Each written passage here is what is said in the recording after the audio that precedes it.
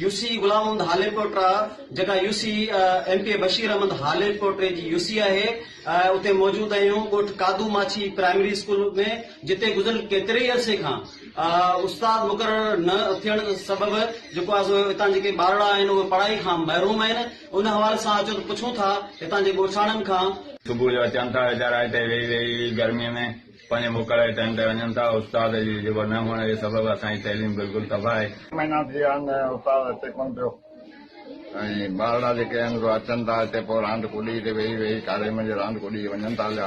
असांजा तालीम आई कोन्हे को मास्तर मिले कोन पियो। स्कूल तबाह आहे केरु ॿुधण वारो ई कोन्हे। अञा मास्तर अचे थो त वरी 7 महीना कोन थो अचे।